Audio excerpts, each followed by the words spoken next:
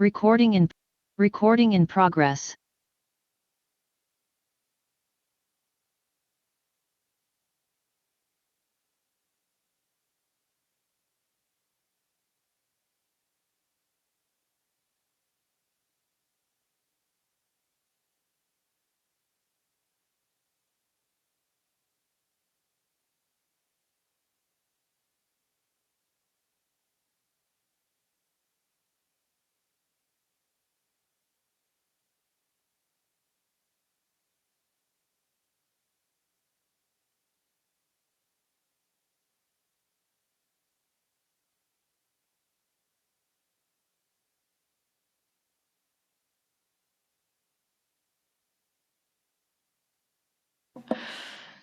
Good afternoon.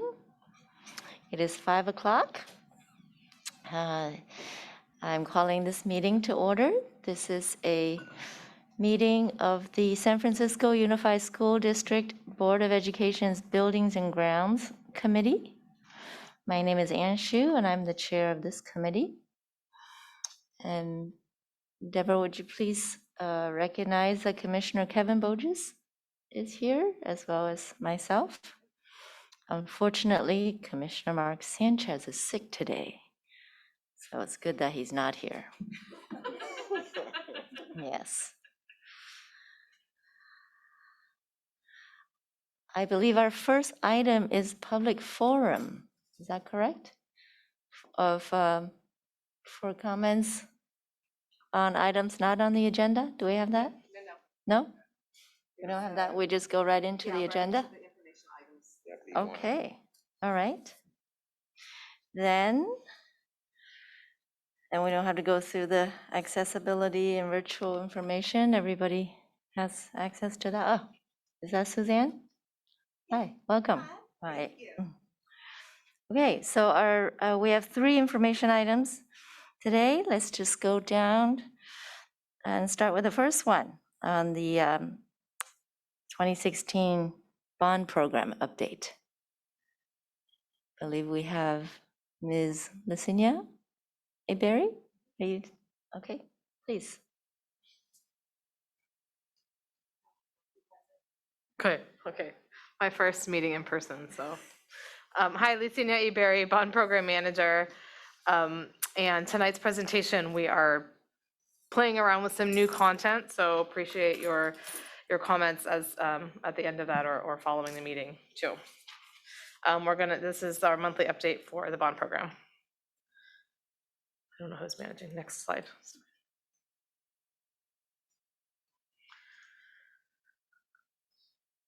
All right, we're going to talk about a few things today. We have some exciting news about our bond sale.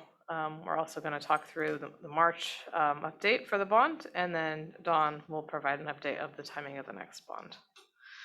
You can actually skip forward 2 slides, and then the next one as well.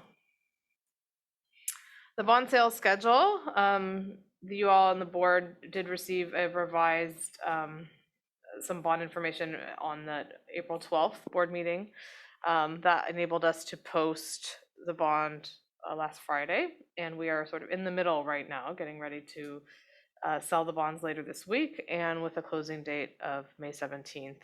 The values, both for new issuance and for refinancing, are here on the slide.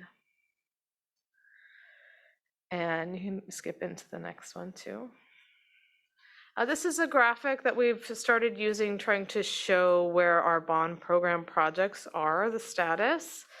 The dashed line, vertical line, is today, and all of the projects, the couple projects that are in gray are complete. The blue projects are ongoing, and the ones that cross over the line, that means they're still under construction. The ones or in design. The orange line is intended to show a closeout, which is an ongoing process for just the project managers to complete. And we kept this on here because as board members, you will see items for these projects come before you, but construction is substantially complete and you won't see any activity on the sites if you were to go there. But you can see here that we do have 5 projects under active construction, including the Hillcrest new building, AP Giannini Middle School, Thurgood Marshall High School, and then 2 in design, Mission Bay School and Buena Vista Horace Mann. Oh, 1 second. Would you prefer that we ask questions as we go through or at the end of your presentation? If possible, I'd say hold till the end of the presentation. Okay. Thank you, though. You can go to the next one. Just some more detailed construction updates. This is the new cafeteria area at AP Giannini. You can skip to the next. And here's for the 5 projects that we're currently have crews out. George Washington High School, we are replacing a bunch of windows there, getting ready to close out that project. Marina Middle School, all of the bungalows have now been removed from the site. We're into punch list there. Hillcrest Elementary, the new building project just started, and we are waiting for PG&E to come and turn down the power to that area so that we can actually really start in earnest, but the site is prepared for construction. Thurgood Marshall, we are building a really exciting kitchen partnership there. The CTE kitchen will allow us to provide new curriculum to students to really get them ready for commercial restaurant jobs. And this is a picture of the ongoing construction there. It will be complete next week. In AP Giannini Middle School, we are finishing the classroom wings there and removing the interim housing, getting ready to leave the site there also. This is some newly formatted content for you to look at. These things do typically come through the board, most of them, but just summarizing them for you here.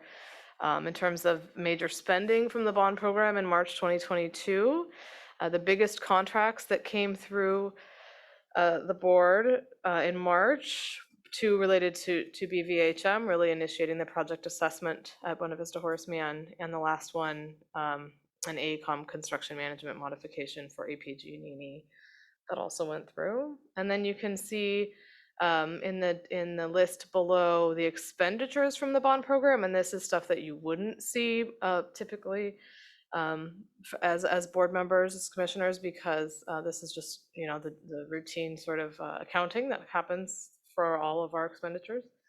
And yeah, you can see the biggest line items here of construction and then also FF&E, and this is indicative of a program that is in the late stages of construction for most projects. Buena Vista Horace Mann, I know Commissioner Shu, you requested an update on the $100 million reallocation, Buena Vista Horace Mann obviously being a big one of those. We are in full swing in terms of the project assessment phase there, and have been spending quite a bit of time both within the bond program and also other sections of the facilities department on near-term fixes, doing our best to respond to the school in as short a window as possible. We have just completed a ceiling tile replacement program there.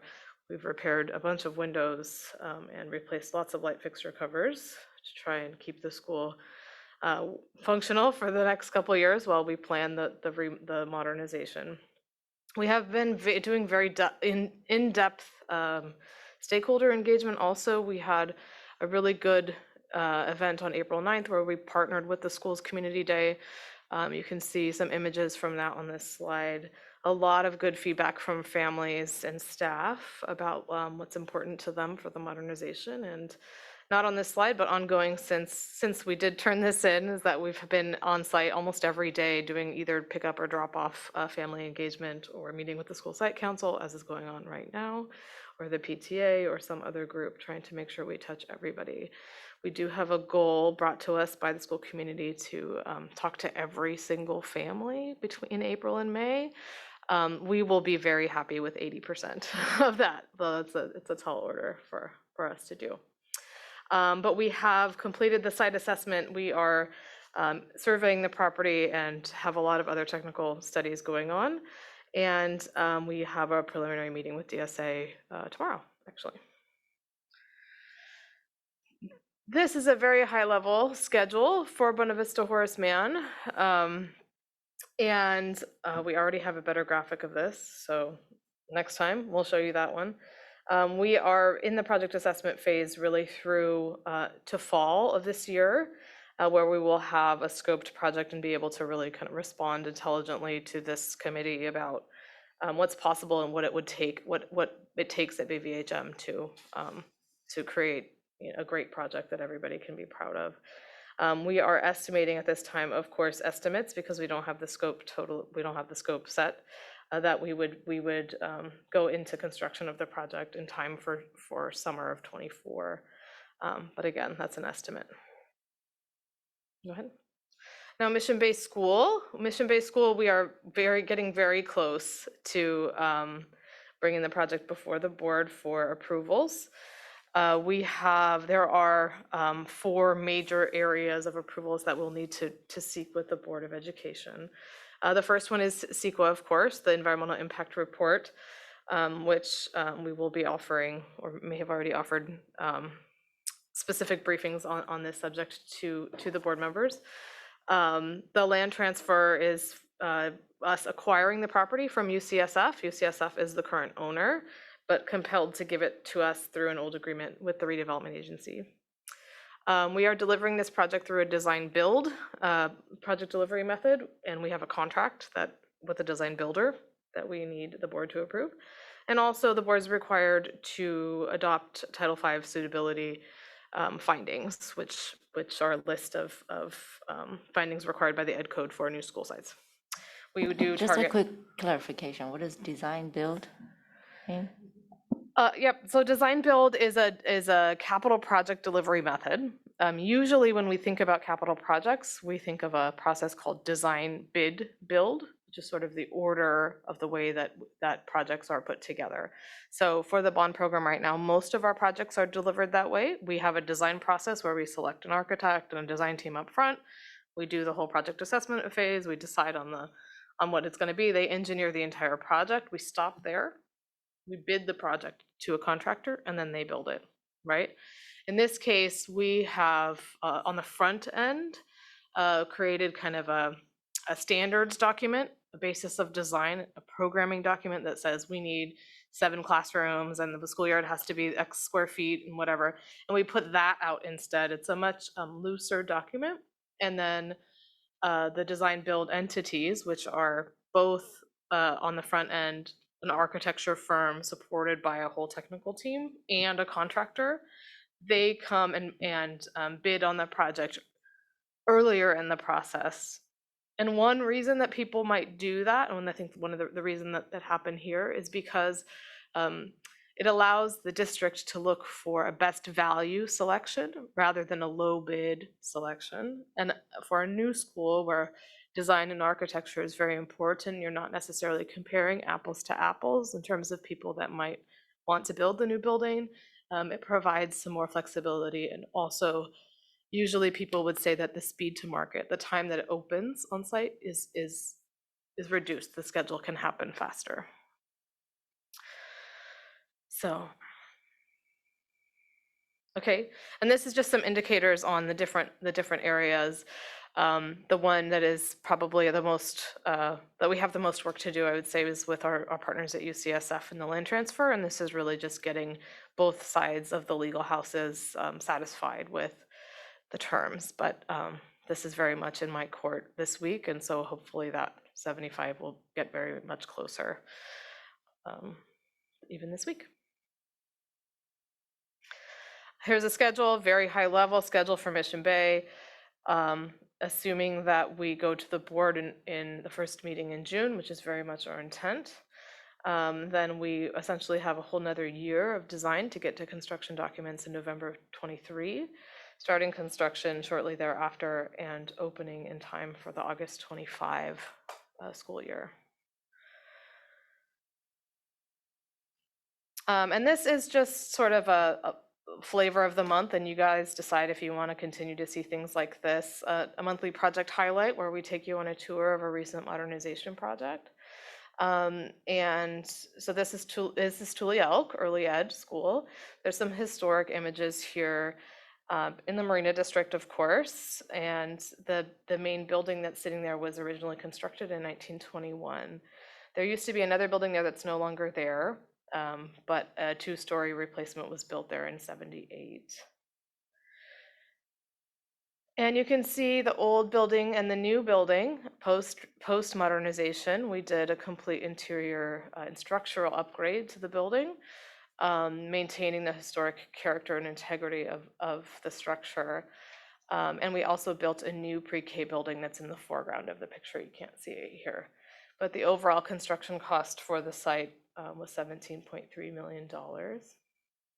And then we just have some additional images. This is the new cafeteria space that used to be the admin offices that we've moved into a different section of the building. There's a classroom sample in the early ed program.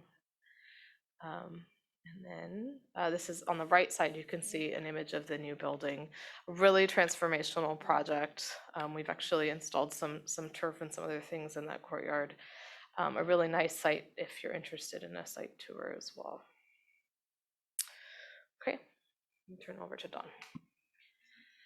Great. Good evening, commissioners. We wanted to just touch base with you. We've had several kind of quiet conversations over the past few months, but felt like now that the board members have been seated and as we prepare and look forward to the next year, it was important to share more publicly that SFUSD plans to seek a general obligation bond for the November 2023 ballot. We had a placeholder for November 2022, given I think the obvious transitions of the past few months and also those still on the horizon. I think it makes sense to ensure broad stakeholder input from the broader SFUSD community. And so that is our proposal as staff. Seeking the GO bond in November 2023 will allow us, of course, to complete our capital condition assessment for all SFUSD sites, which is an important due diligence measure. And we do expect to have that assessment completed by the end of summer. And also then taking that data and working with the board and our broader community to get feedback on priorities, then document those priorities in a 10-year capital plan. That 10-year capital plan becomes a policy framework then that we can, that will guide the formation of the actual 2023 ballot proposal. We also have on the near-term horizon the acceptance of our FY 18, 19, 20, and hopefully 21 audits. We expect to be bringing the 18, 19, and 20 audits to the board in late May. Okay, excellent. And then also basically adopt and put into place a more regular schedule for audit adoption from there on out, including the FY21 audit. The timeline that we're setting on is almost basically a year from right now, right? That the board would need to start serious deliberations on the actual final details of a ballot proposal. With then generally adoption by the board in May to place a measure before voters in November 2023. So at our upcoming Buildings and Grounds meetings, we will be able to present to you a more detailed calendar about the activities that will occur over the next year, as well as get your feedback and suggestions about how best to engage with the SFUSD community. So that concludes our presentation. Happy to take questions.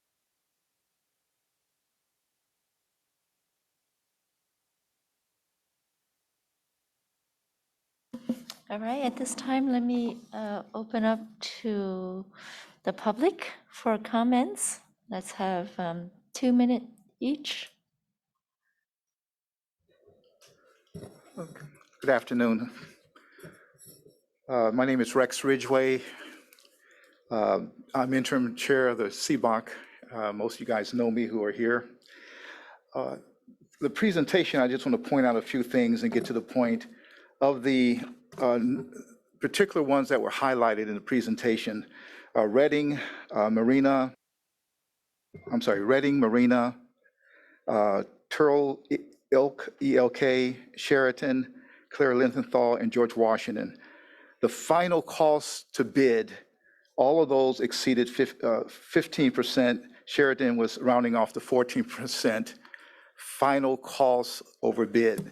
Now, the reason I bring that up is because in February of this year, the presentation from then Chair Sue talked about a recommendation from the auditor that was not, has not been implemented. And from the last CBOC meeting, April of this year, going through the 2020 audit, the same recommendation was presented to CBOC from the auditor as a way that these cost overruns, that's my term, change orders, can be somewhat wrestled with. And basically it says, the district should define a normal scope, which it has not, of a change order classified as architect error and emissions, except change orders exceeding a defined normal range, which has not been determined, should trigger an investigation. The investigation should determine if there is a professional who made a mistake, comma, or if the change order is because of unforeseen conditions or change in circumstances, period.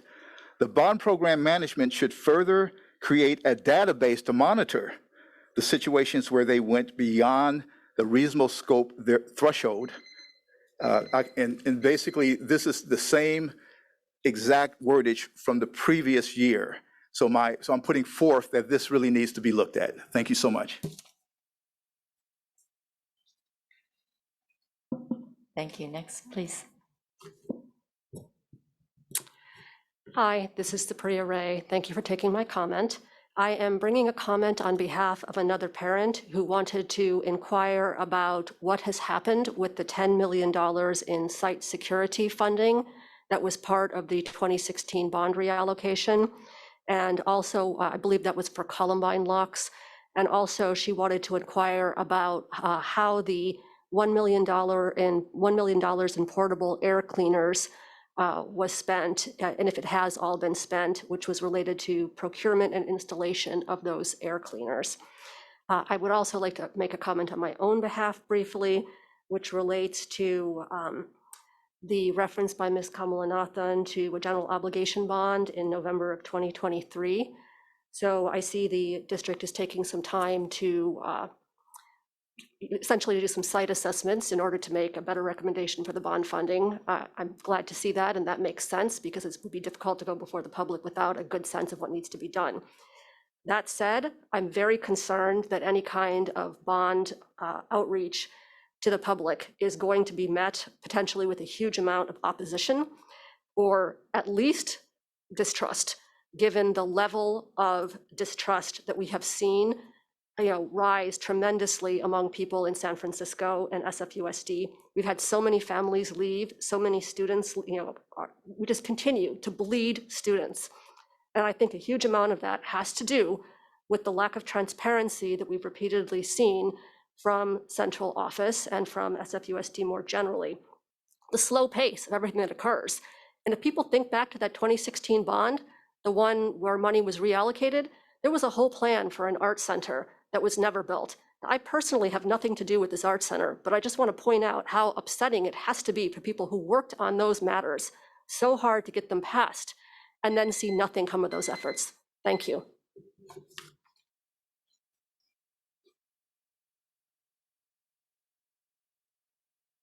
Thank you to the public for comments. No, I don't see anyone else. Commissioner Poches? Yes, I was interested if you could talk more about the possibilities of going out for a bond in 2023, and just, I guess I'm just wondering, with that kind of being a relatively, I would imagine that's a light election year comparatively, just is there any reason for that, or is it more of the kind of expediency of like as soon as possible, but we can't do it before then? I think both and, Commissioner, the November 2023 election is the mayor's re-election, or I shouldn't say the mayor's election race.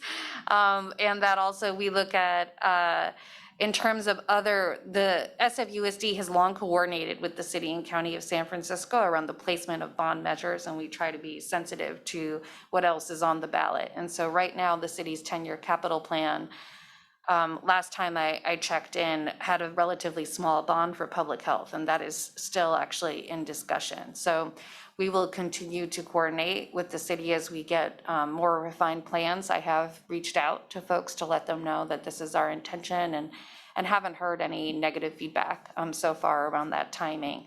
Also, for the purposes of our own bond program, excuse me, We, right now, have enough projects, right, to keep us going well into November 2023. But after that, the bond program funding dollars will really rapidly deplete. Of the funds that we have left in our current bond, most of them, the remaining funds are going to go towards Mission Bay construction, which is anticipated to be around a $90 million contract.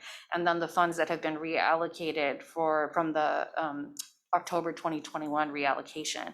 And we expect, again, most of those funds will be allocated, planned for, or on their way by November 2023. So in order to smooth out the implementation of our bond program, it's important that we continue to kind of have revenues to come in.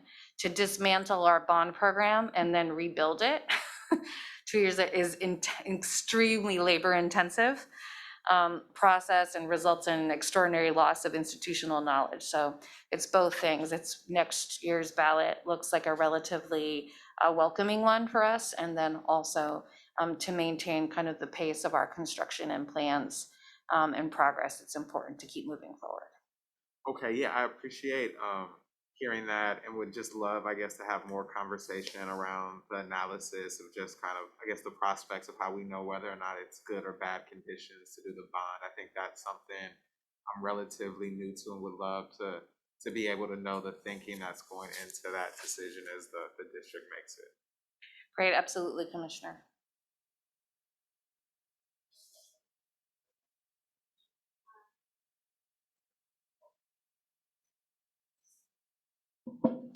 And just to clarify the bond sales, what caused the delay and did it impact any projects? Bond sales that just happened last. Yeah. Commissioner, I think honestly, the bond sale has been largely impacted by our financial team's constrained bandwidth as they're addressing our operational budget needs over the past few months. And so the bond team does not drive the sale. That has to be managed by our financial team in the district. And I think, yeah, so we don't manage or drive that sale. We are in charge of the expenditures, and our financial officer, Megan Wallace, is in charge of the revenues and how they come into the district. So They've been busy with other things. they have been very understand. busy. So has that second part has it impacted any of the projects? Yes, it has. I think it has not. We tried to prioritize with we have a little bit of float money, and we use that flexibility to really prioritize BVHM because of the urgency associated with that project. So in January, we hit the ground running on that one. And we also have continued to maintain momentum on Mission Bay with our existing funds. But outdoor learning, site security, PACs, we couldn't front load and kind of float a loan to ourselves that was big enough to capture all the other priorities that were identified in the October 2021 reallocation. Once those funds arrive, that will allow us to start, launching projects. As long as, again, the board, we want to come forward to the board with a clear plan and priorities.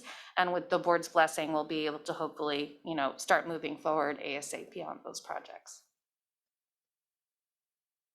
Could you talk to how the planning around, I guess, bond spending as well as like school development and prioritization correlates with kind of our projected decrease in enrollment, and just kind of if there's been any shift in the strategy, a continuation in the strategy, and what role, I guess, is there for the board to play in that, or is there no guidance that's currently needed for the board? Commissioner, that's an excellent question, and I think it probably merits a half an hour discussion on its own at a future meeting. But to give you high level, Chief Orla O'Keefe and I are in regular contact about the coordination and implications of our work for the other person's portfolio. So, for example, as we contemplate changes to student assignment, that definitely informed my proposal to the board in October to allocate $20 million to help with Southeast facility planning, right? So that's a good example of the kind of nexus of thinking about if there are changes in student assignment policy, we need to have a capital plan to support and make sure that there are facilities that will be ready when we anticipate the students arriving. There are also other questions which are not yet ripe, but are on the horizon, particularly around the Treasure Island campus is another one I would highlight for you. In the early 2000s, SFUSD closed a campus at Treasure Island, but that campus, the physical infrastructure of it still exists. And current demographic projections show that we will quite likely need some sort of educational facility at Treasure Island in the future. The Treasure Island Development Agreement also stipulates that I believe by, I think actually in 2025, 2026, there's a trigger around their building development, that at that point, SFUSD has the opportunity to take back our campus, or it will be, given to a private school or some other educational facility. So that's another example of a conversation that we, need to align very closely with our student assignment policy and thinking about for that facility, do we want a full elementary school? Do you want K through 3? Do we want early ed? Do we need the whole footprint? And those kinds of choices and conversations are nascent, but they do happen. I think that as we move forward and make progress on the student assignment policy itself, that is the biggest driver of the kinds of shifts to our capital planning. So I am watching it very closely. And like I said, in very regular contact with Chief O'Keefe and her team about the research and thinking that's being generated through that project. Just as a follow-up, could you talk a little bit about like what is anchoring kind of the decision-making process for your team? Is it Vision 2020? Is it comments from board leadership? Is it the superintendent? Is it a combination of everything? Is it your great intuition? Like how are we, I guess, kind of navigating and pointing the ship kind of from our internal? For me, Commissioner, I see the capital plan, which we want to start talking about this fall, as the real vehicle to have all these conversations publicly and pull all these threads together. Right now, I wouldn't say that we have clear direction or priorities so much as we have clear sense of what the questions are that we need to be asking. And that we're hoping with the combination of the capital condition assessment data that comes back, that side by side with proposed changes to student assignment will either pose more interesting questions or maybe point to some obvious answers. I think as we come back in the fall, we want to begin to pull those two strands of conversation together in the capital plan and pose some real direct and specific questions to the Board of Education for your feedback. Just one last follow-up. When was the capital plan, I guess, last updated? Like when is this update going to be from? We really need to do it this year. It expired in the pandemic. And as we were otherwise occupied, we were not able, excuse me, to update our 10-year capital plan. But the last one I think was a 2008 to 2018 version is what I think I've last seen. And again, we look forward to, and that plan itself spoke quite extensively about student enrollment changes and, connection to district policy guiding documents. And so we expect to have a similar conversation as we launch this next version. Just follow up on that question, just to clarify. So after the capital assessment plan is done by the end of summer, you want to start the capital plan discussion, or maybe before that, and then conclude it when? I would hope that the capital plan could be in place or adopted by the board in fall, sometime this fall. So that then that would provide us with a kind of overall 10-year high-level framework that we could then think of the 2023 bond as our first set of investments on that 10-year plan. So for us to approve in the fall. Great. I have a question on page 6, where you have all the blue and the gray and all those projects. Are and have those projects been on time and on budget? Is there a way to see whether they have been or are, if the ones that were finished, how on time and on budget they were, and the ones that are still ongoing, can we tell whether they're delayed, they're on time? Same budget. Yeah, Same thanks, question on Commissioner. budget. So I can provide a report that shows the original anticipated schedule and budget against all of these projects, including the ones that are ongoing. And that can be a regular report that we create if you want. I can tell you that I don't know the specifics of the projects that ended in the kind of 2020 era, but pretty much any project that was under construction during COVID is delayed beyond the schedule. And one sort of thing that seemed tricky in creating this particular presentation for you, for this committee, is that because the change orders do come through the Board of Education, I didn't know if you thought it would be useful to summarize change orders again. I'm happy to do that, and we can start that as kind of a monthly report, if even in the presentation, if that's something you guys want to see. The change orders by themselves are not very useful because we don't have the context. You give me a change order, I don't know, what are we gonna do, not approve it?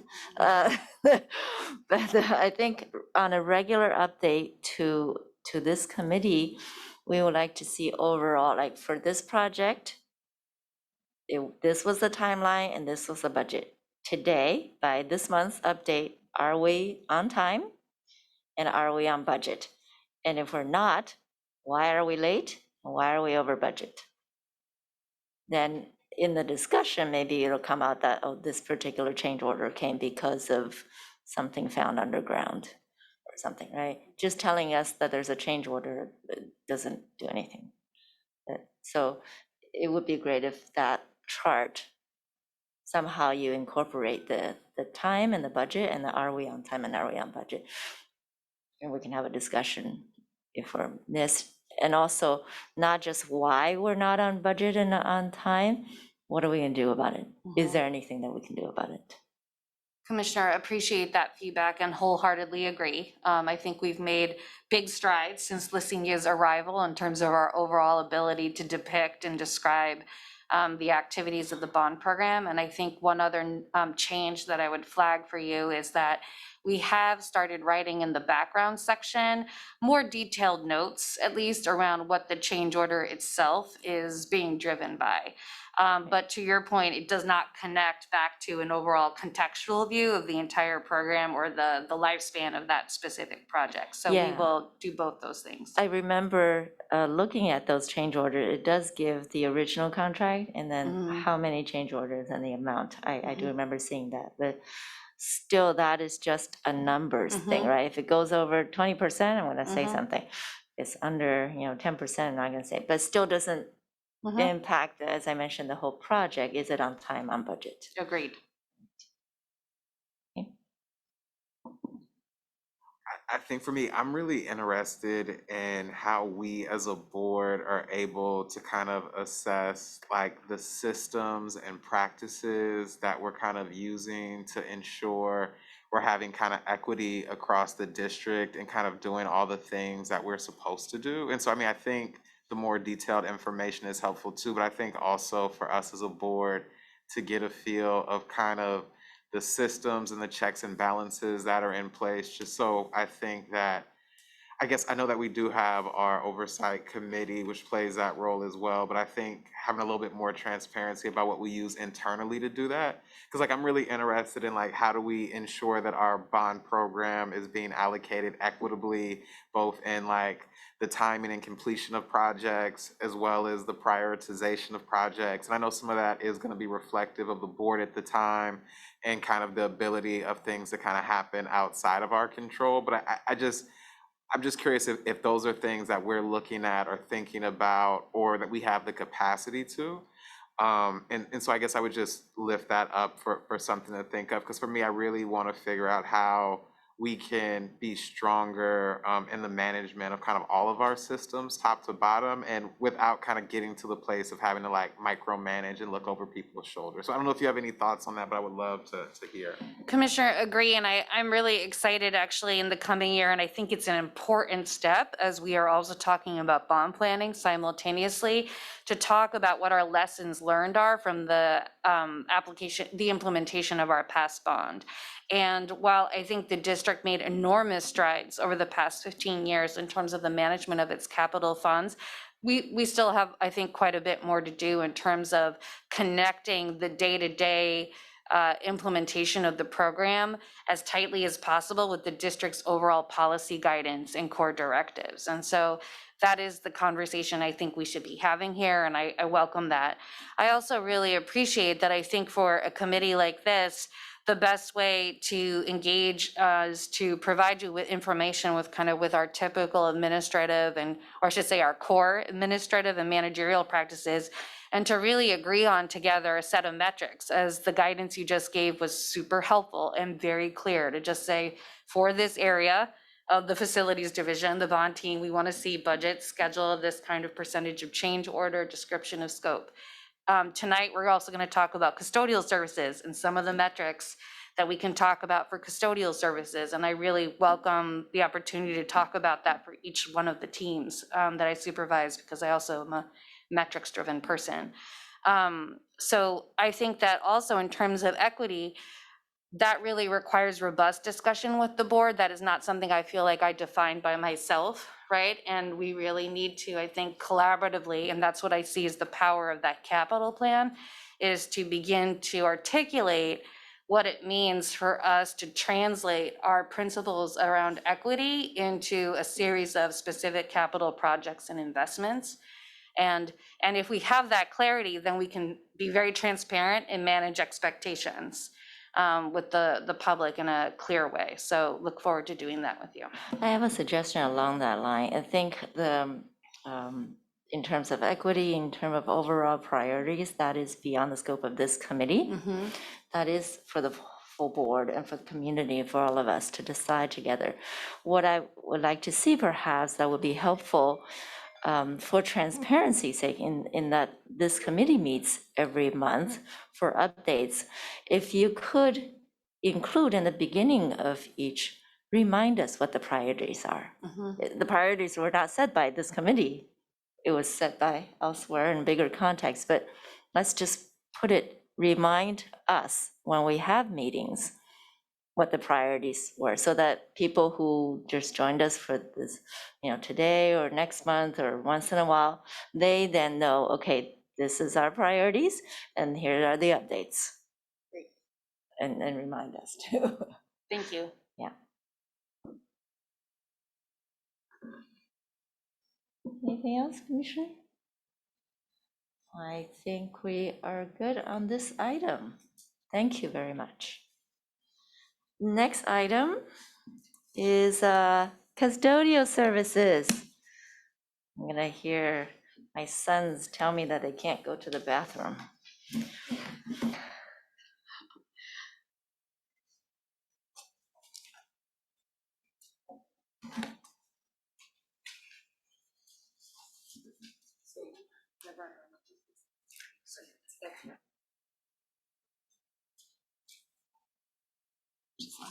Good evening, Commissioners. My name is Katie Poyle. I'm the Executive Director of Facility Services.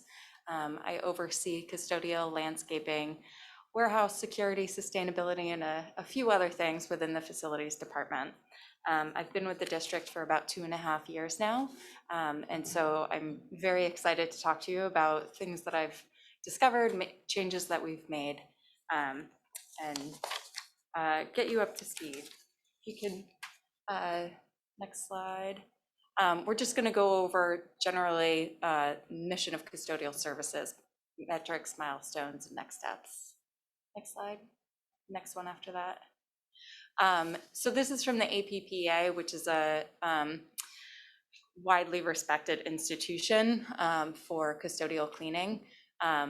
That the purpose of a custodian is to clean the environment so that it supports the mission of learning. Our job is to clean the buildings so that the staff can teach the students. Students should not have to come to school thinking about how clean their school is. Teachers should not have to come to school thinking about how clean or dirty their school is. So that is our job. Next slide. Just a couple key points. I think we all can appreciate that cleaning is very important. Germs can and are transmitted by contaminated surfaces. They can live on surfaces for 48 hours. Next slide. Each year in the United States, 22 million days are lost to the common cold. 38 million school days are lost to influenza. Dirty schools equals sick people. Next slide. Each year, chronically absent students are more than 7 times likely to drop out of school, and teacher absences across the US cost more than $25 billion. And this is from the National Library of Medicine. Next slide. So the key takeaway here is that cleaning is essential. Cleaning is essential to keeping our schools open.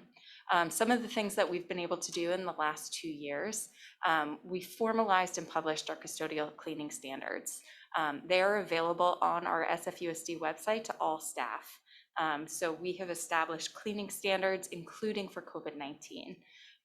We have ensured that every custodian has access to a computer at school, knows how to log into their email, and we offer a variety of professional development trainings online in a variety of languages. We're in the process of transitioning to green certified cleaning chemicals. We just finished installing all of our dilution systems, which is not only safer for our custodians because it uses less chemicals, it's safer for our students, and it'll ultimately save the district, it could save the district up to 30% in cleaning costs alone. We are also launching a career pathway, which I will go into later, but we are working with the HSA, Jobs Now, and our own internal internship and externship program to provide on-the-job training to people so that they can move into these careers. Slide. Well, just a quick clarification, is it for students or for We non-students? have had students intern with us and then recent graduates who have done their externships with us. Next slide. So just a couple metrics, just a day in the life of our custodians. On average, a custodian is asked to clean about 18 classrooms, 6 restrooms, 2 stairwells, and then any one of the following: a cafeteria, a gym and locker room, hallways, auditoriums, or yards. Nothing short of a miracle that they can get through all of that. Each one of those areas, they sweep, they vacuum, they mop, they empty the garbage, they clean, they restock all the supplies, they disinfect everything. So it is quite a feat that we are asking them to do. Next slide. How many hours per shift? How many hours do they do this? So a custodian works for 8 hours, but breaks and lunch and everything in between, it works out to be about 6 hours and 55 minutes. So just a brief look at where our budget stands right now. So we have budgeted 310 full-time employees. This says 187 work on the night shifts. Currently, we have 174 custodians working on the night shift and 123 working on the day shift. We only have 9 supervisors. I've created 9 assistant supervisor positions, and we have 2 managers. Of this, though, we currently have a 6.5% daily attrition. So every day we have about 20 vacancies. We have hired 41 substitute custodians, 26 permanent custodians, and yet still we have 24 vacancies, and every day we have 13 leaves, 13 people out on leave. That is one of the reasons for this is 30% of our employees have been working with us for more than 20 years. Another 30% of our employees have been working with us for more than 10 years. Our employees are retiring. They are moving on. They have been with us for a very long time. So as fast as we can hire people, more people are retiring and leaving the district. Next slide. So just a quick note on industry analysis. The standards that I'm using here today come from the APPA, which is not an acronym, it's actually the name of the organization, the California Association of School Board Officials, and the ISSA, again, not an acronym, an actual name. These are widely accepted industry best practices, and these organizations have been around for decades. All of these standards are calculated on after-hours custodial shifts only. Daytime custodians, their primary focus should be on emergencies, responding to calls, and cleaning cafeterias and restrooms in between use. So they should not be counted towards the square footage of a building that needs to be cleaned. Next slide. So when we talk about industry service levels, typically, and the way that the APPA measures service standards is by square footage. So how much does a custodian clean in one day? And this is their level of service. So at 8,500 square feet, you have spotless white glove. At 45,600 square feet, you have very minimal services happening. You have important cleaning and hygiene tasks are being taken care of only sporadically. It's important to note here that the average elementary school classroom is about 900 square feet. I think the average apartment in San Francisco is probably 800 square feet. So just some context for you of how much space we are actually talking about here. So for example, the spotless white glove, so it'll be about 10 classrooms for 8,500? Correct. So that would be if they cleaned only 10 classrooms over an 8-hour shift, those 10 classrooms would be spotless. Those 10 classrooms would be spotless. So we're saying that the carpets are, there's no stains on the carpet, there's no wear and tear. The walls are free of grime, gum, graffiti. The windows are freshly cleaned, and all the light fixtures work and are repaired. All your supplies are filled. And all surfaces have been cleaned. At the very minimal there, the service level number 5, that's when you get the wear and tear on the carpet. There are visible stains. There's dirt on the walls. There's grime and dust built up in the corners. There's gum, graffiti visible. And this is not, I want to emphasize here that this is not because the custodian is not doing their job. It's because they're stretched too thin. Next slide. So here is a snapshot of how SFUSD ranks. We have 78 custodians in all of our elementary schools and almost 3 million square feet. This is a breakdown of each category of school. In total, in grand total, we have 174 custodians working on our night shift, 7.5 million square feet. Next slide. If we are looking at the APPA standards, this is how we are ranking nationally. Elementary schools, our custodians can only do core services. The average custodian is cleaning 37,900 square feet. District as a total, the custodians are averaging 43,465 square feet, and routine tasks are regularly neglected. As a price point for you, the APPA does not recommend that schools do any less than 26,000 square feet per custodian, or any more than 26,000 square feet per custodian. You should not drop below that service level. Next slide. So just a different way of looking at how we compare here. We have, again, 174 night shift custodians. If we wanted to maintain just acceptable standards, so not white glove, but industry standards for schools, we would be looking at 325 regular custodians. Quick question on that. Do you have a number of like how much that equates to in dollars and cents as far as like the staffing positions go? I have done rough calculations. It is about $20 million per year. It's probably going to be more than that. Before benefits, maybe $20 million. Before benefits. Okay. Next slide. So my recommendations on how to fix this seemingly insurmountable task is do a really thorough service level analysis. These are preliminary findings.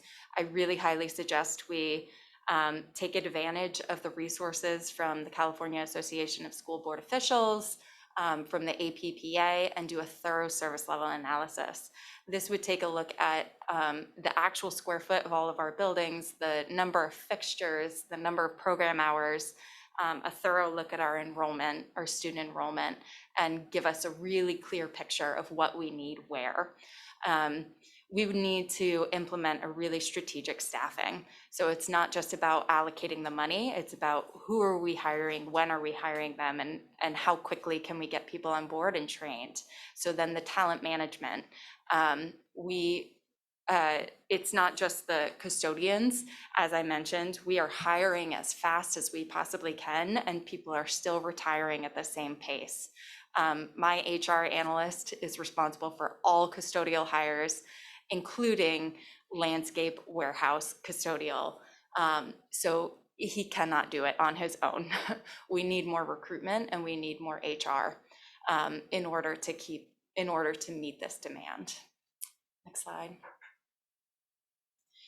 So the service level analysis, again, is going to look at square footage of the buildings. We also look at students and staff, enrollment size, number of hours of programming, and you also take into account the age of the students, size of school, and things like that.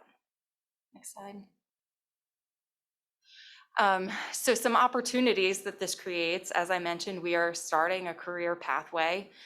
We are working with interns, we are working with HSA and Jobs Now.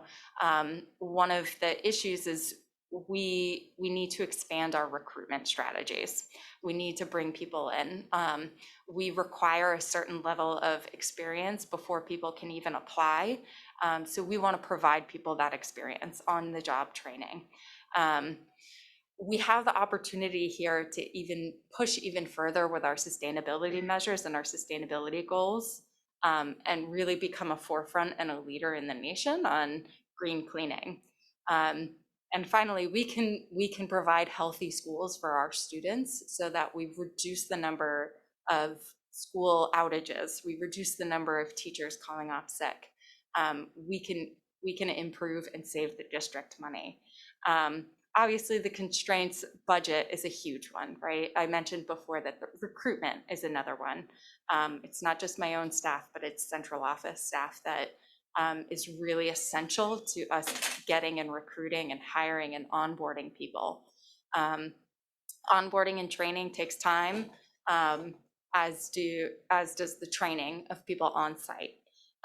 So another reason why the career pathway is a good way to go. We can give people on the ground training. Whether people have experience or not, you still need to train them. You still need to get them up to speed with San Francisco, with the school district. And so a career pathway is a great means to an end. Salaries, we still pay on average 10% less than the city does. When we train people and they've gotten their 3 years of experience, many people leave us. They go to Department of Public Works, they go to the Port Authority, they go to San Francisco Airport because they can get a higher wage. And it's not something that I can compete with. Just to clarify, you said we were 10% below the city. On average. And that number you gave me of the 20 million represents still being 10% below the city? Correct. Okay. Next slide. Oh, that's it.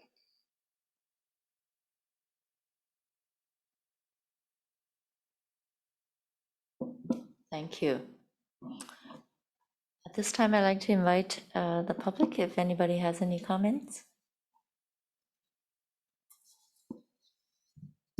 1 minute, minute and a half? 2 minutes, please. Okay, thank you so much.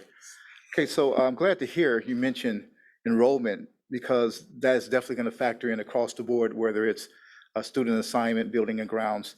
10 years ago, all of these schools had over 300 enrollees. And I'm addressing the enrollment thing because that's going to factor into what she was saying. So I'm not getting off base here. Now, Charles Drew only has 160 enrolled kids. Bret Hart is under 300. Malcolm X has 115 kids enrolled, Carver 170, and El Dorado 125. So we have a decreasing enrollment. These things need to be considered. Okay, on the other hand, Sutro has 230, Peabody 275, and McKinley 380 with no decrease in enrollment. That's basically what they've been doing forever. So I just want to put that out there, just numbers. The other number is, I read in a Chronicle that the hotel business has yet to call back 9,000 employees. And we know in the hotel you have custodians. Just throwing it out there. Maybe that's a place to recruit. Thank you. Thank you. Do we have anyone else? Seeing no other public comments? Commissioner? Yes. Thank you for your presentation. It made me very upset. I was so frustrated when I was sitting here. And I think what I am challenged by is that I have no more money to give you or to pretend to give you. And I don't want to close schools so we have less square footage. So I guess I'm interested in, like, what do we have as options? Like, what kind of creative thinking do we have to kind of really address the lack of cleanliness in our schools? And I even lift up especially the high schools at this point, and just like, what can we do to support you without there being more people? Yeah, Commissioner, this is a great question and one that Ms. Poyle and I discuss on a regular basis, and I'll let her kind of add on. I think two things that I am really focused on is, again, we listed as an opportunity sustainability. And I do think that there are real great gains to be made by more aggressive zero waste policies here at the district. That comes with also, an impact to school sites. It means a different way of thinking about our operations, but there are both financial savings to be made there that are, even every dollar counts right now. I think that matters. And also that if you start to think about the way that you collect and organize waste around your school site, that can also result in a decrease of the workload associated with those activities. I think the second thing that is a cultural shift that we are just beginning, having emerged from the pandemic, having gone through the process of getting sites ready for in-person learning, there is a cultural shift around stewardship that I think we can also begin to talk about. And stewardship means, I think, a variety of things. It means that we are first and foremost, including a partnership kind of mindset around the care and cleaning of our facilities, right? And so there are some school districts where, again, you're encouraging the educational staff, the instructional staff to, here's your wipes, give your desks a wipe, encourage your kids at the end of the day to take a wipe and give the desk surface a cleaning, right? There are ways that we can think about that. It also means including your custodian as a part of your school site team, right? There's a difference, I think, so that the principal and the site leaders who have the most intimate and up-to-date sense of where your problem areas are in the school, that if you're working closely with our custodial supervisors and the custodian in your school to get to know them, to review their work plan and be very clear about your priorities and expectations, then with the limited resources we have, we can be, as Ms. Poyle said, more strategic about how we staff and what we're structuring over the course of the day. There are also changes we can make that I will let Ms. Poyle elaborate on around daytime staffing versus nighttime staffing. We may want to consider over time. We already, as a practice, for example, when we're finishing up a modernization project, the construction contractor will hire a private custodial contracting firm to come through and do a one-time kind of white glove treatment before we reopen that school. And we may, in the same way that buildings and grounds, we have both our full-time staff, electricians and engineers, we also have on-call pools of contractors that we use to tackle specific episodic tasks, and that might be a way that we can leverage some of our financial resources more thoroughly. I would add that we have looked at schedules. When does it make the most sense for people to be working and people to be doing this work? So we have adjusted schedules to maximize the amount of time that schools are not being used, that we can clean more effectively. Because like I said, when students are in a classroom, you can't clean that classroom.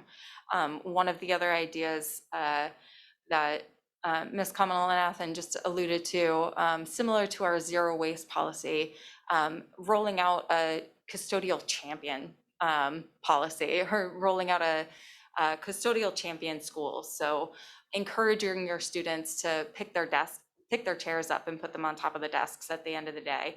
That would save an incredible amount of time for our custodians to sweep and do the floors. All of this, I do have to say, all of this is not going to double our workforce. It is not going to get over the fact that we need to almost double our workforce. We are doing, one of my team members is working very closely with HSA and Jobs Now program on getting a on-site training. HSA will fund the positions for a year, but that is not going to compensate for this deficit.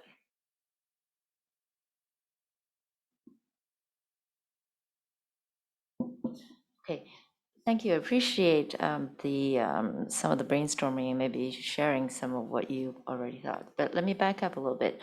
I think coming back to what are we measuring ourselves to? When we talked about projects in the last presentation, you know, we have a budget, we have a timeline. So how are we doing? Are we on time, on budget? So I think here we also should establish our goal, right? And I think on your presentation page, you know, those industry service levels, I think it's page 14 or something like that. That's fine. We know we're not going to do white glove. And there's 5 levels. Like number 5 is minimal service. So what realistically do we as SFUSD, what are we trying to hit? Number 3 out of 5 or 2 or 4? Yes. Is that okay? Is that already defined that we're trying to Yes. hit 3? Okay. Yeah, most industry standards recommend that schools in particular do not go below level 3, which is Okay. 26,000. That's useful to know because I wasn't sure what we're aiming for. Hopefully not 5. I know we couldn't do 1. So that's good. That's, first of all, we're trying to achieve 3. Okay. And then that other page about 18 classrooms and 6 restrooms and 2 stairwells, that page, I think number 11, does that match 3? I mean, does that translate into the service level 3 or? The current Right, outline page of how much? 11, 18 classrooms, 6 restroom, 2 stairwells, and a gym or something. Does that? It does not, because again, an average classroom in an elementary school is about 900 square feet. So if we're looking at 18 square feet, we're looking at over 1,600 square feet, right? So it would help for presentation purposes to talk about maybe classrooms instead of square feet, because I think it's hard for me and maybe other people to calculate, you know, you say 900, all right, got to divide 27,000 divided by 900. Okay, how many is that? So if we could just, it's not going to be really accurate, just use classroom, because I think all of us have some sort of a sense of how big a classroom is, right? And then when you say, you know, stairwells, we know restrooms, we kind of have a layman's understanding of what we're talking about. So just as a presentation suggestion in the future, if we can translate into those kind of representations, I think it would help us all to understand, me definitely. So coming back to the standards, so we know we're trying to aim for 3, and I really appreciate you sharing some of the ideas about what can be done, given, as Commissioner Boja said, we don't have more money to give you. So what can we do with those budget constraints instead of kind of here brainstorming? Maybe we can, for a future presentation or as a follow-on on this topic, come back and tell us what is the plan, right? What is the goal? What is our current status? what is the plan to get there given the budget constraints? And I offer you something. Schools, not our colleges, especially Berkeley, my alma mater, have, whether it's MBA classes or other undergraduate classes, they do projects, operations project.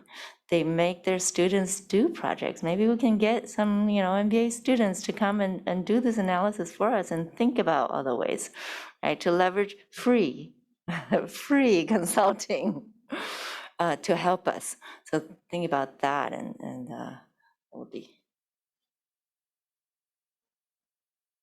I was gonna say, I think two things regarding the career technical education portion. I'm a very big supporter of that as a practice. I just really like to see something included that deals with like management skills, entrepreneurship, like business ownership, just so that we're not setting people up to be employees and work for other people, like at least like I do.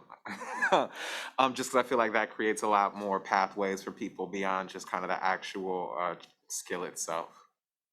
That's a really great idea. Maybe, as I said, the MBA students, maybe we do have our career CTE entrepreneur program, high school students think about this and work on this for us. Yeah, and in terms of a career pathway, I'm thinking beyond just bringing people into a custodial position. Like I mentioned, we created the assistant supervisor positions, and my intention is to give people leadership training, have those assistant supervisor positions open and available to them, get them the experience in supervising, and hopefully they stay with us and move into a supervisor position with us and eventually a manager, or it launches them into another career within the city. So yeah, I guess I would love to hear more about kind of the structure and how that is kind of set up to support that growth and development of staff. And maybe it's not this arena, because I'd love to see if there's any other similar practices throughout the district to see kind of what commonalities exist. Because I think that's a really good, strong practice. And I would just kind of love to see like the consistency, the fidelity, and kind of the way that we're doing it kind of with all the opportunities we have. Definitely. And I would say that this is in its infancy right now. So there are a lot of growing pains right now, but I would be more than happy to talk to you about that. A quick question, who manages the custodians? Do you or do the sites principals, or I don't know? They're managed centrally by my office. And so I have two managers that report directly to me, who then oversee the supervisors, who then oversee the custodians. The principals are our clients. So as clients at the site, of course, day-to-day things arise. The principal does not need to go through us to say, hey, there's something happened on the third floor. Can you come help me with it, right? So principals do provide kind of that moment by moment supervision or direction to custodians, but we centrally determine the list of tasks, we provide the performance evaluations, and we set the overall schedule and kind of set of routines that the custodians are supposed to follow. That makes sense, except the evaluation part. Do you actually have people go out there and evaluate? Like your staff will go and evaluate? Yes. So our supervisors make frequent visits to the school sites, and same with our managers. They make frequent visits to the school sites. They do regular inspections of schools, feedback to the custodians, and coaching. Okay. As So- well as soliciting feedback from the site leaders themselves. Right, so what can we do about the fact that my high school sons cannot go to the bathroom because? Commissioner, I think it's a good example, particularly at high school sites that are so massive and sprawling, about the importance of setting strategic priorities, right? So one of the things that we have to talk about, and I appreciate your, translating square footage into classrooms and thinking about the zones of our buildings, is to be customer responsive. Are there ways that we can allocate, like what do we need to trade off against to focus custodians on bathrooms during the day, the cafeteria and core areas, and what are you letting go of at night or doing less frequently in order to support that? Because we understand that there is a mismatch right now between our current staffing and then kind of the highest leveraged points in terms of customer satisfaction, right? How about I put it that way? That like in terms of those places where you really feel it as a user, there are certain types of issues, like I'm just going to use a random example, like sweeping the cobwebs that you want taken care of, right? But that in a trade-off on a day-to-day basis, we don't want to let go of that task, but we might have to in order for some sites that are super impacted, and BVHM comes to mind as well, super impacted, that you may have to make some sites make some tougher trade-offs about how to, allocate the staffing. Yeah, and I would think that elementary school, middle schools, and high schools are different. They have different needs, right? Maybe the classrooms are a little more messy with the younger kids, whereas the high schools, the bathroom may be more messy than the classroom, right? So, but anyway, we don't want to get into details, but I hope that as we continue this topic, this is not the only day we're going to address it.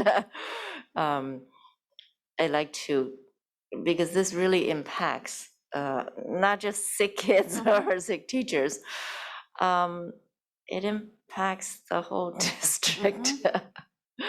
How we, are trying to encourage enrollment, perhaps.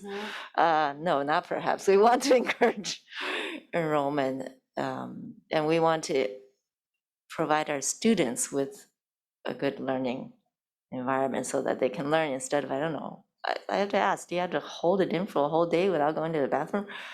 That impacts how they learn, right? So, yeah, we'll thank you very much, Heather. Yeah. I'm interested in, I think, like, at least to me, you presented today that we actually aren't satisfied with the level of cleanliness at our school sites, and that our intentions are to have our school sites to actually have a higher standard than we're currently meeting. I'm curious, what are we doing to notify or inform sites of the fact that we aren't living up to that standard, or that things like, or the cleaning schedule that does exist, so that people can find the clean restroom if there is one clean, or I guess strategies to help people survive, cope, and understand that we're kind of aware of the problem? Yes, so the first kind of step in this was to evaluate how are we doing, right, based on industry standards. We know that bathrooms are not clean. We know that students are saying that they don't want to go to the bathroom during the day. Instead of making assumptions about people not performing or not doing their job, we did have to go through this process of what is the root cause of this, right? And this is really the culmination of looking for those root causes. So this is kind of the first step, is outlining, here's what your school should look like, here's what you should expect, and then start that communication with principals and say, tell me when it's not, where is it not? And to your point, there are schools where the classrooms are messier because they're painting in the classroom. There are schools where the bathrooms are messier because there are more kids going to the bathroom. And so we need to hone in on that before we can kind of come up with a solution. This is kind of step 2 in the solution. So right now is really opening that communication channel with the schools. When did step 1 start? When did we kind of begin the process of analysis, and how long have we been kind of in it? Well, honestly, this was one of the first things that I set out to do when I got hired 2.5 years ago, and then we got hit with a pandemic. And so we got a little sidetracked, and our priority really was the cleaning and disinfecting so that we could reopen schools. We were actually gone for 18 months. No, nothing needed to be cleaned. No, but my school, my staff was responsible for the procurement, storage, and redistribution of $5 million of PPE, including, and additionally, the setting up of classrooms, hanging posters, putting down decals. So they were quite busy. We utilize the custodial services team quite aggressively in our workflow to get classrooms ready for in-person learning. And then, but to your point, there was a significant period of downtime. And during that period during which there weren't people in the staff, we actually took that opportunity to go back and tackle all those sporadic tasks. So there were sites we did power washing across the district that hadn't been done right in forever. At buildings and grounds, we cleaned out backlogs at school sites in the southeast. Like we relamped entire buildings, just replaced all the light bulbs. So we took those moments when the students weren't in school to actually push forward quite aggressively on a backlog of facilities related tasks, both in custodial and buildings and grounds. Okay, so now, since I think Kate, right? I'm sorry, Boyle? Ms. Kate Boyle. Okay.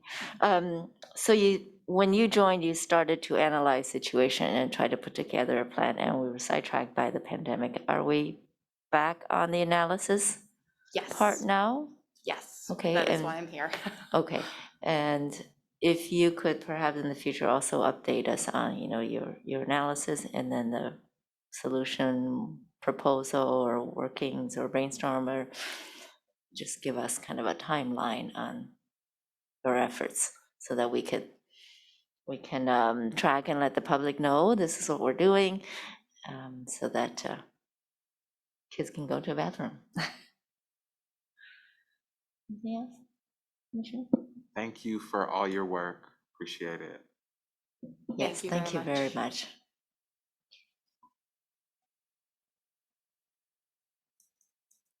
Legal counsel, can I go get water without stopping the meeting, or will that stop the meeting?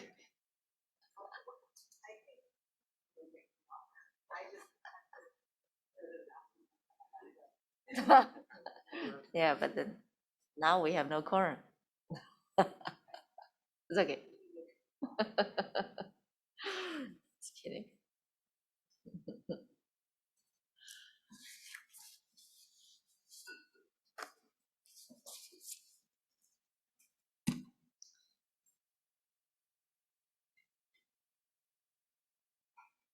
Now we have quorum.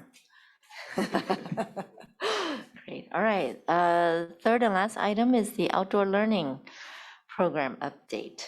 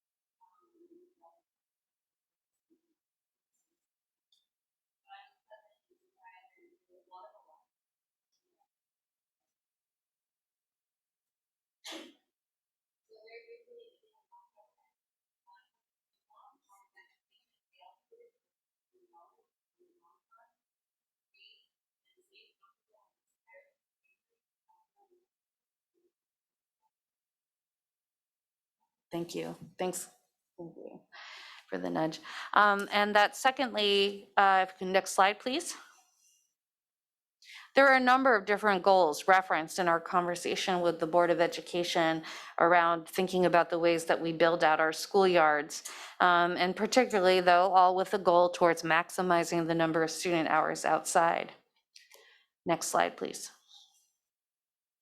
Of course, there is a lot of outdoor learning that's happening at SFUSD today, but it's happening across the system in varying degrees, site by site, often based off of, basically site leader sponsorship. We have everything from actual teaching outside in outdoor classrooms to, of course, physical education, green schoolyard programming, and particularly over the pandemic, an increase in eating lunch outside as well. So next slide, please. So this was our agenda that we went through with the workshop, just framing up again our core questions and trying to get feedback on how should we spend the $14 million in outdoor learning funding. If you could go to the next slide. The meeting was held on April 5th, and we also have just a hyperlinked version, and we've made this available to the participants. Anyone who wants a copy of the video recording, the chat, the Q&A slide deck can get that information as well, and that is public, as well as the results from the polls, but we're gonna go through those today. Next slide, please. So what were the themes that we heard? What makes a great schoolyard? Yes, next slide. Yeah, thank you. No, it's okay. A lot of emphasis on flexibility, right? Flexibility of spaces, multi-purpose spaces, balancing green and built space. I think a refreshing emphasis on middle school and high schoolers, not just elementary school kids, but that came up repeatedly, of making sure that we have age-appropriate spaces for outdoor activity. An interest, of course, in having outdoor instruction, balancing also between active recreation and kind of quieter spaces to allow for intentional creative play or just socializing. These were all themes that we received in that first question. Next slide, please. And based on our current experiences, we know now we have a couple of lessons learned from just our existing uses of outdoor schoolyards. And I think that some of these points seem obvious, that outdoor spaces should be safe, accessible, and comfortable. But I think that it is often, or not often, but it is a real temptation to design spaces that are aesthetically pleasing, but not functionally connected to the school day or what the school itself wants to accomplish. And so that's something to be wary of. Lastly, I want to emphasize that sponsorship is really essential. Site leaders have to be engaged and have a clear vision of how they want to utilize outdoor spaces. During the pandemic, I think there was, there were at various moments a sense of, well, can't you just go and revamp all these schoolyards and make this thing happen? And from a physical perspective, we can put in infrastructure, but if you want it to be used, right, you really need to have a clear instructional vision and instructional leadership about how those spaces will be utilized over the course of the day. Next slide, please. We asked the stakeholders, what are our other lessons learned given our experiences at SFUSD?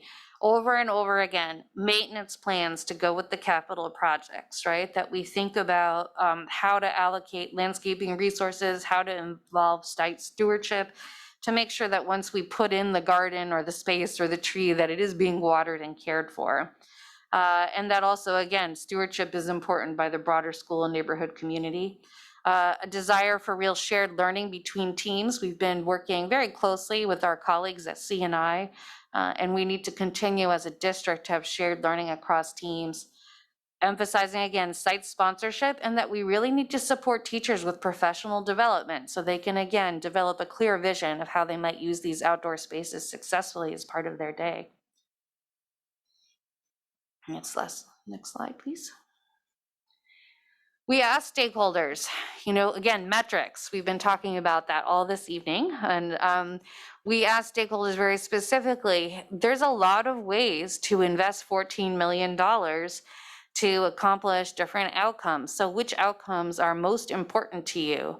And we walked through 4 categories of types of outcomes that we as a facilities division thought were important, as well as sample metrics that illustrate those ideas. And we asked the participants to then rank order, and this is the next slide, what outcomes they most wanted us to accomplish. And the first and foremost was ensuring equitable access to green spaces, that there are some neighborhoods which are open space deficit, and that we can think of schoolyards as an important way to provide open space access to the students who attend there, as well as the community as a whole. And then secondly, that our basic goal is to increase the number of student hours spent outside. And you can see the 3rd and 4th votes after that. And so that was very helpful to just kind of see that clear alignment around equity as our highest priority. And certainly consistent with SFUSD values. Excuse me, next slide. We shared with stakeholders 6 different common types of physical capital projects that are done in the name of, outdoor schoolyard improvements to support learning. And those range from pop-up classrooms, which are the most flexible and kind of lightweight type of intervention, to nature playgrounds that have a distinctly, natural emphasis, outdoor gathering, just straight up landscaping, and also even things like stormwater management, which often has an interpretive aspect, an educational aspect. And we asked the stakeholders, which of these would you most like to see at in SFUSD schoolyards? What do you think is most important to have? What do you think is most missing? And we can go to the next slide. You see less of a clear, overwhelming winner, like there's some ties here or pretty close to that, but an emphasis really, again, greening, landscaping, and tree canopy. We've heard this feedback from a lot of principals that there are so many sites where actually even students are outside quite a bit over the course of the day, even for recess or, again, lunch and socializing.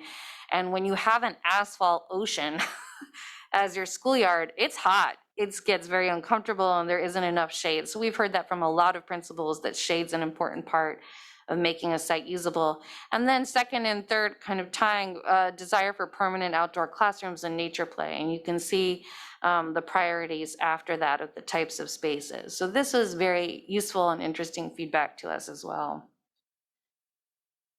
So we can go to next steps. Where do we go from here? So we want to share the same presentation and the questions we asked with the broader SFUSD community for folks who couldn't participate. We were very happy with the participation we received, but we think it's important to include as many voices as possible. So we're going to package up this material and these questions and these polls and send it around more broadly to parents, OASIS bulletin, lead bulletin, et cetera. We were interested in your feedback and reactions tonight to the feedback that we received, and if there are other themes or priorities that you want to make sure that we consider. Once we get more feedback through the polls and presentations, the next step then is to really focus in on some criteria and what we would call an application process for sites. Our hope here is to have something that's very lightweight and easy for a principal to complete, but that principals who are interested in getting an outdoor learning improvement at their school site would complete, a quick and straightforward application that we could then review and select at least a first set of projects that we could launch. So we're looking forward to getting feedback from you tonight, as well as from other stakeholders, to inform that application process, and hope to get those applications out in time before the end of the school year so principals can complete them and that we can start work on some projects at least this summer.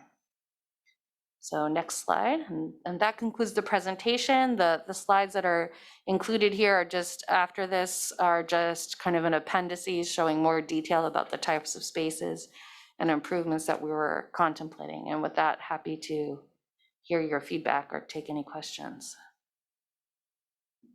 Thank you, Ms. Kamala Nathan.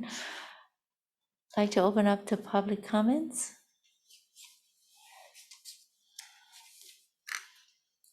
Two minutes, please. May I start? Thanks.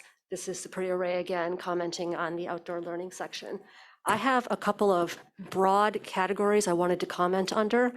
The first is that I am really troubled and have been by the total lack of urgency that I see on the part of SFUSD central office and in some cases principals.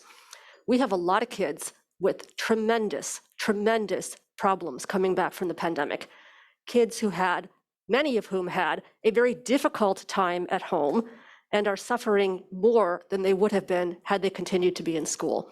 We have huge behavioral problems, huge learning loss, huge social, emotional, and mental health challenges. We need to do something. And every day, people are just sitting by while kids continue to suffer. I understand that processes take a while, but there was something that could have been done from the beginning. And we have literally lost 2 years failing our children on a regular basis. People could have done something as simple as take their kids outside at schools. Teachers tried to, and SFUSD central office told them not to. Principals have told teachers not to take their kids outside, and there's no reason for that. If SFUSD had shown some leadership at the beginning, this could have been very different. I would ask you, please, to start lighting a fire under some people to do something before problems are continually compounded the way that they have been. Just look at what's been happening at Everett, a school who's finally gotten attention in the media for the tremendous problems they've been having with violence and mental health there. Their parents have been asking for 2 years to go outside. This is just one example. There are many schools that would like to do this and many individual teachers. We have real vulnerable people. We have real health and safety concerns, and people are still not acting. So there's a comment here about the need for sponsorship, and I totally understand that, and I think that is very insightful, but at the same time, it does not have an equity grounding. Has it been 2 minutes? Okay, thank you. Hi, Rex Ridgway. I'm glad to see that one slide that she put up regarding professional development. It never occurred to me that, yeah, of course, you would need professional development when you actually commit and actually start the outdoor learning. Let me bring the attention back to with that to the commissioners here. The professional development is governed under the union contract of the teachers. It's 122 pages. I read every page, and when you get to section 13 talks about professional development.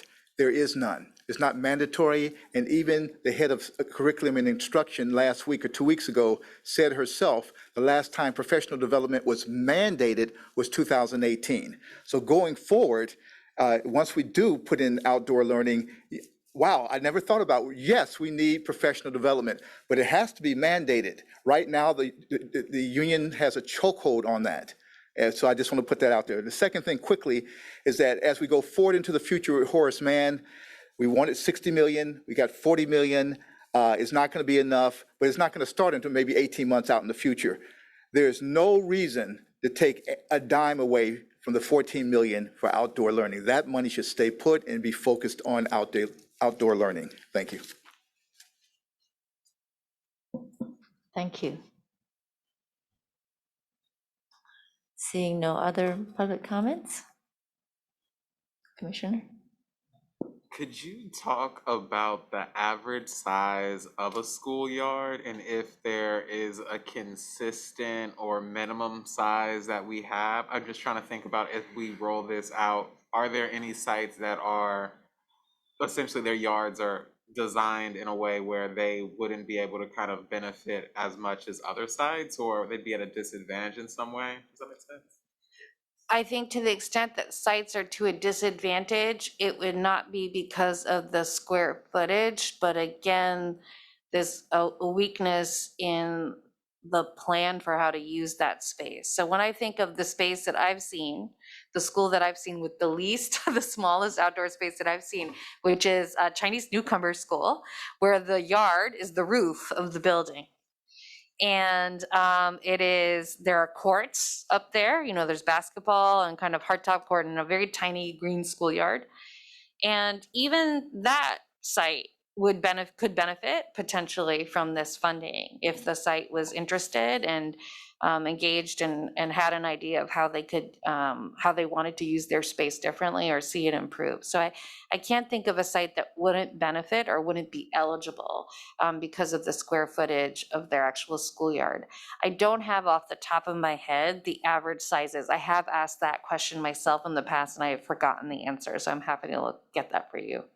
No, thank you. I guess I'm curious about not just like the greening of the outdoor space, but specifically like the ability to use those spaces for outside learning for, I guess, a significant amount or a decent amount of the student population. Or I guess I'm just curious of how we would think and consider that, of like what the expectation would be about how we can use these spaces for classrooms when some spaces would have maybe I see what multiple you're saying. classrooms versus maybe a single classroom at a time, and how we kind of can, I guess, wrestle with that from a facilities standpoint. Well, I think this is one of the pieces of feedback we got about priorities and how we think about these projects is flexibility is key as we're designing these spaces. And I think that folks, some folks have locked in on a very specific idea of a permanent classroom with a, a steel shade structure and equipment that's in place. But we've seen amazing spaces that are pulled together with mobile furniture and, a wood kind of table with a chalkboard or presentation surface attached to it. And, everything from either mobile furniture to even, bleachers that are well designed. There are ways to have bleachers that totally retract against the, against the wall of a building so that they take up a minimum footprint if when they're not in use. So this is why we're excited to work with landscape architects and school sites to really create for principals and student and school communities some inspirational examples that inspire people to think more broadly and creatively about what they can do at their actual sites.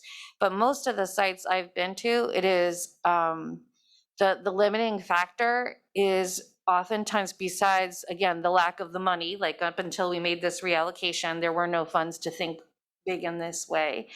But having put some funding now aside to that, the next real constraints are, again, around the staff at the site themselves and the kind of the bandwidth to think about how they incorporate these kinds of spaces into their day. It is not a small thing for a lot of school sites to think about. We hear this feedback even outside of outdoor learning, but school site security is a real issue, right? I hear from assistant superintendents about runners, right? Kids who, so the more you have kids outside, the more you also have to think about, again, these amenities and a kind of a different way of thinking about your day.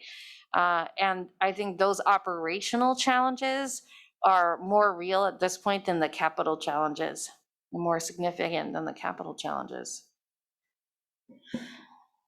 Following up along those lines, it seems to me, and as our public commenter also said, that there's a lack of urgency. It seems like it may be due to us as a district not prioritizing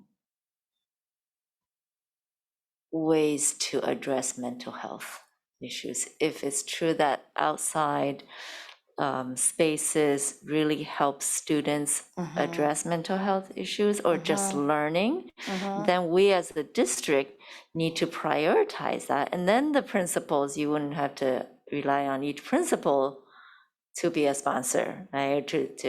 If we as a district recognize that this may be a good way, use leveraging outdoor space in our great California weather, if we can help our students learn and help our students address their mental health issues, if we prioritize that from a strategic, high level priority, then it comes down to, all right, what can we do? And like, we may not need this money because bleachers, you can do a lot of things if you want to do it, right? Yes, you can make it nicer, but you can just go outside, right?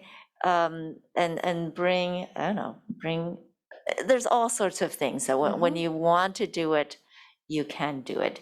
And with money, it'll be faster and nicer, but without money, you can still do it. And I think it's the will, it's our recognition that this is something that will help our students learn. That needs to be accomplished first. I'm just thinking aloud, just looking at these different, like on page 3, you have these 3 goals, 6 goals. I was wondering where these goals came from. Outdoor learning space, stormwater runoff, you gave people the choice, right? Yeah. There could be infinite number. Why these 6? These are kind of the most common, and they represent kind of the parameters of your choices. So we felt like these 6 examples kind of, really captured the parameters of what you can do, and anything you'd consider is an iteration or a combination thereof. Right. So I think, yes, that's great, and like I said, there are infinite possibility. They looks like you put them into 6 buckets, right? Yeah, to help Um, people clarify their Right, thinking. right. So these are kind of implementation stuff. Mhm. I think we need to prioritize this first. Yeah, and Commissioner, I'd be happy to bring back our kind of thought partners at Curriculum and Instruction who have been working pretty closely. There's a group of folks who have been working at a subset of sites to really go deeper on this question of what are the biggest obstacles for school site instructional leaders to make the most of their schoolyards, right? So, and I think there have been some interesting learnings from that conversation. I think it'd be great to bring them back here so that as you think about setting those clear priorities, we can also be clear about, you know, what's the mindset that we're trying to shift and what are the biggest obstacles at a staff level to making that happen. I'm still learning about SFUSD and who does what. So it's great that you identified that CNI should be involved in the conversation. Where does mental health lie? Yeah, Commissioner, I think it's a great question because I certainly believe in, not only do I believe, but there is a huge body of literature at this point that's established the ways that exposure to nature is Yeah. beneficial to children, right? And I do think that while it is also just generally good to get kids outside, it's important to really think about that exposure to nature, please, and that connection to nature as an important part of the actual healing power and the benefit that there really does. Bringing kids outside that is just in an asphalt environment with kind of cyclone fencing, you might be able to get some benefits there, but it's not going to necessarily, I think, have the positive, as many of the positive mental health aspects that you're benefits that you're thinking of. This is a conversation we have been trying to get started, and I think that parents certainly routinely pointed out throughout the pandemic that this is nature education and outdoor education are important ways to provide students with emotional and psychological resilience during a stressful time, especially during the pandemic when kids were kept inside relentlessly.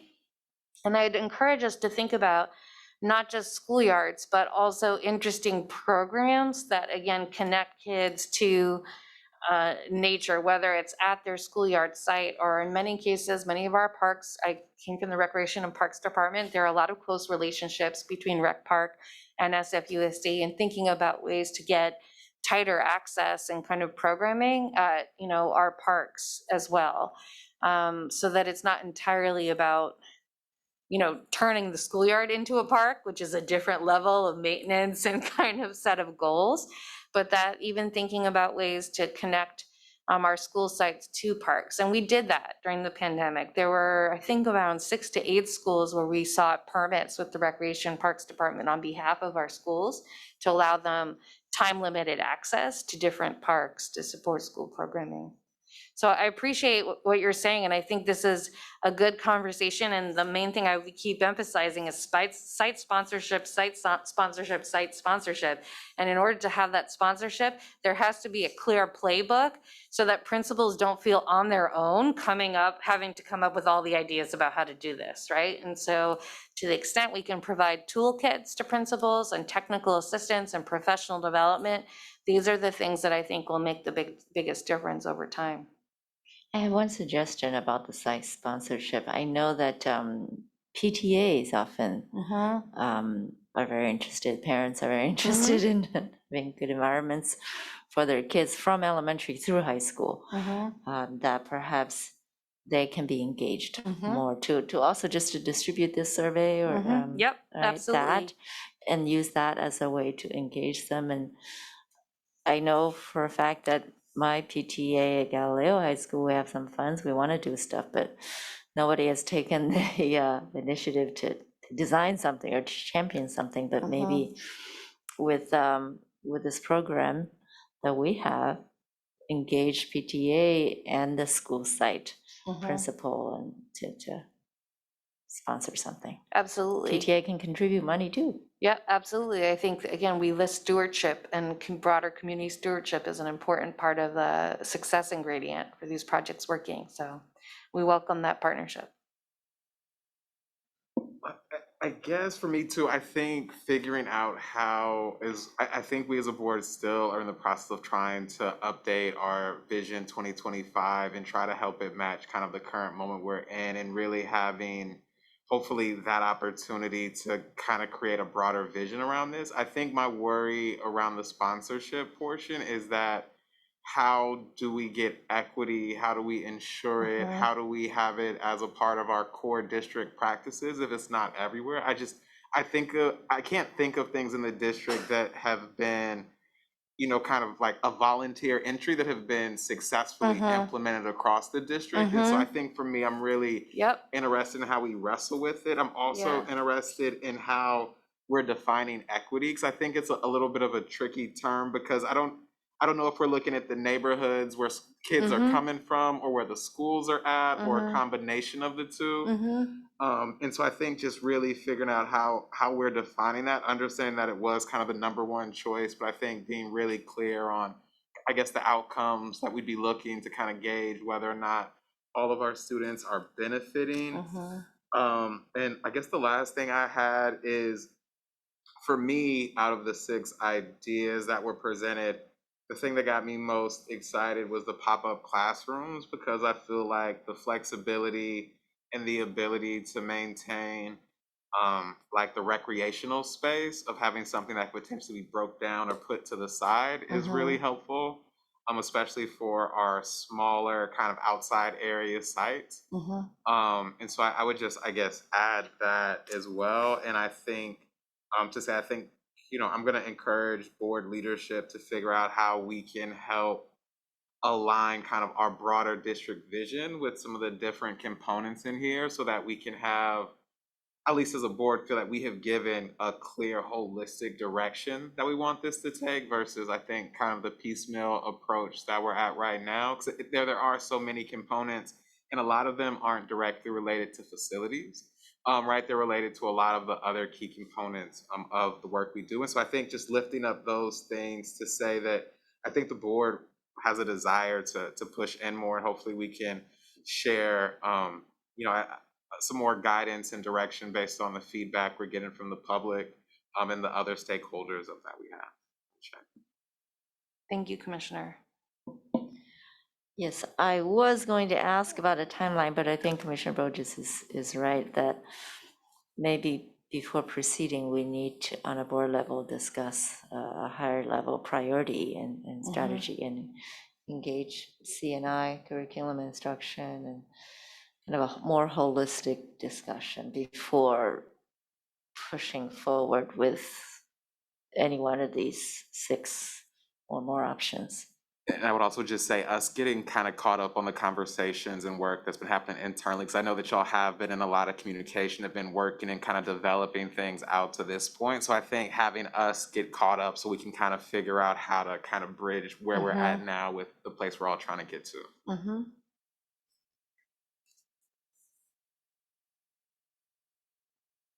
So I just want to confirm, is it page 16, the next steps? This is, you've kind of done the community engagement and has gotten ideas. Have you put together some sort of, while we're waiting for priority and the bigger conversations to be had, can there be some work done? For example, how much does it take to do each of the 6, roughly?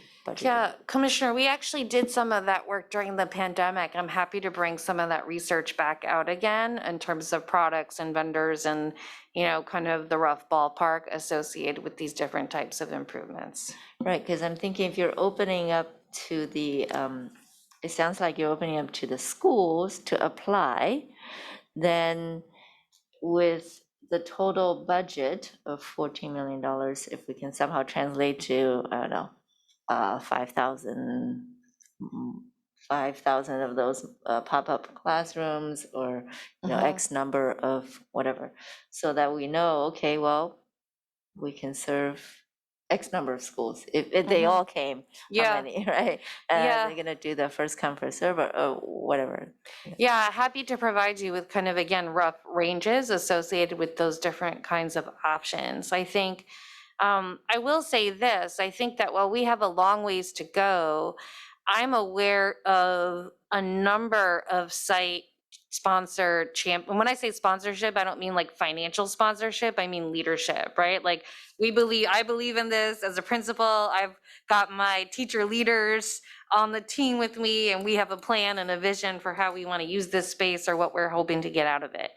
And that we have, through both the history of the Green Schoolyards program, as well as frankly, the intensification of interest during the pandemic, a number of site leaders with projects that are kind of ready to go, shovel ready, that align with a lot of the ideas that you talked about today. And so my hope would be that we could come back to you with, again, what an application, a process could look like, as well as these kind of rough ranges, and see what we get back in terms of interest. Because I'm aware also that a lot of the leaders that we're talking about are actually in some of our neighborhoods or at school sites that have, a lot of students with subsidized lunch, right? And subsidized meals. Places that, because of their location on the eastern side of the city, there's less shade, there's a lot of asphalt, it gets hotter, right? Where they feel the safety impact of that. And so sponsorship doesn't necessarily mean that you need to set aside 1,000 hours in your semester, but just that we have a clear partner on the ground to work with as we're building out the design of these projects. So I'd like to come back with that kind of more specific proposal. And then if we can get some proposals together, get some response from sites, we can see, I think, do we have, how far does our $14 million get us this time around? Because the other thing I'm really hoping, honestly, as a fervent believer in this, is that we can get some real successes that inspire demand, right? And cultivate demand, that folks, you will have kind of site leaders who are willing to evangelize on behalf of the projects and say, that wasn't that bad. Actually, I got a lot for a reasonable amount of effort, and it was a well-structured process. And that as we go into another bond planning cycle, that if these projects are successful, we can allocate the same amount of money or much more towards these purposes. So look forward to that. I just had a follow-up question in regards to that. Just speaking in regards to site leadership, what's the thought process for, like, if that shifts, knowing kind of the issues we're having kind of around school leadership turnover, staff turnover, like, at this point, is it one of those things where, like, if a school is going to commit to it, we would assume that whoever would replace that school leader would continue to kind of champion that within the culture, and that we would continue to identify staff that are able to kind of lead those types of courses?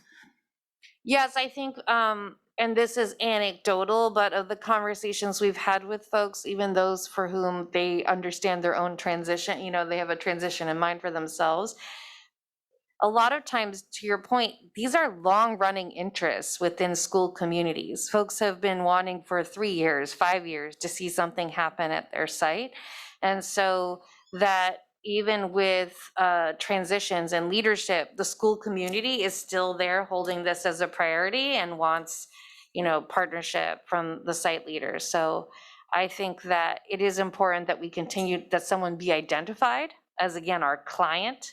But as we go into this work, we hope to have an interactive design process with the school communities. It will not be the sole veto vote or feedback of the principal only about how these projects get designed. It does need to be a collaborative process. So if you've got a kind of group of staff who are committed to this, and if you've got parents who are on board, even better.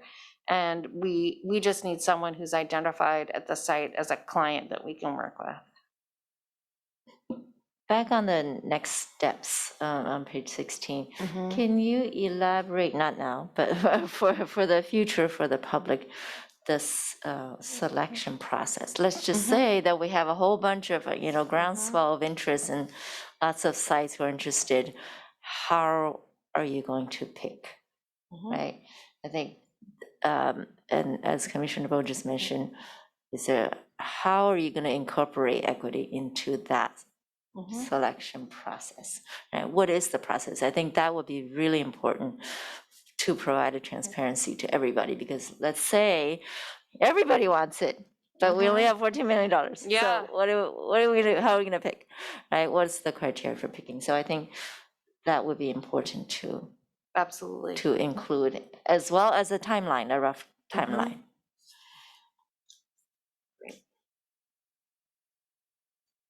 Thank you, commissioners.